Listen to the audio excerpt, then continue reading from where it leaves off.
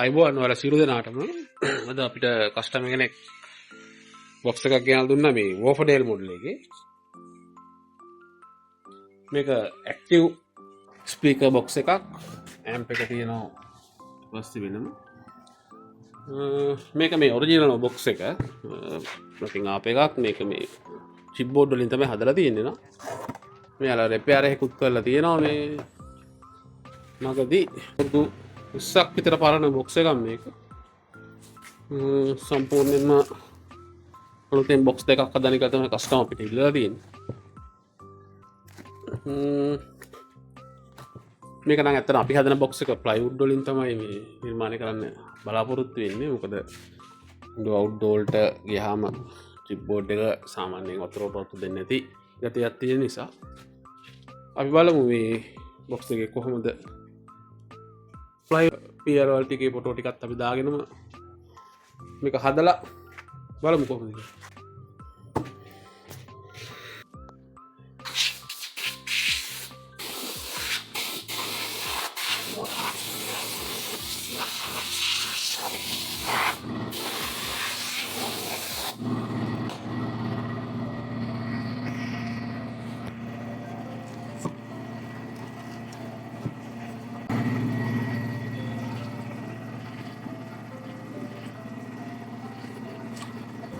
Speaker එක හොඳ speaker එකක් වෝෆඩේල් මොඩල් D004A කියන එක කේම්බ්‍රිජ් එංග්ලන්ඩ් එකක්.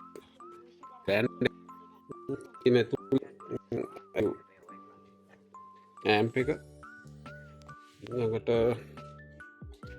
වයරින් ඩයග්‍රෑම් එක සම්පූර්ණ මේක ගලවලා තමයි බොක්ස් එක මෙෂර් කරගන්න ඕනේ. මුලින්ම මෙෂර් කරගන්න අවශ්‍යතාවය අනුව අපි සම්පූර්ණයෙන් මේක ගලවලා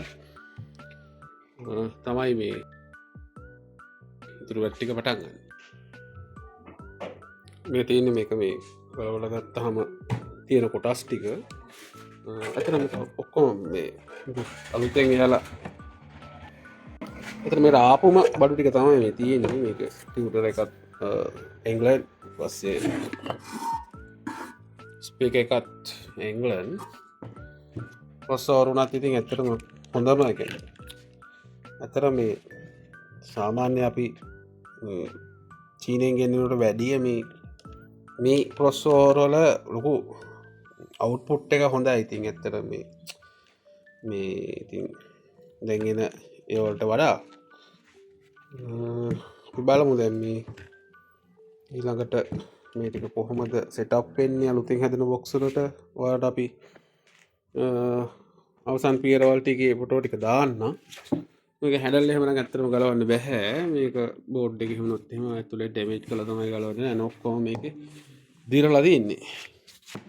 අපි බලමු මේකේ ඊළඟ PRLT එක කොහොමද සිද්ධ වෙන්නේ.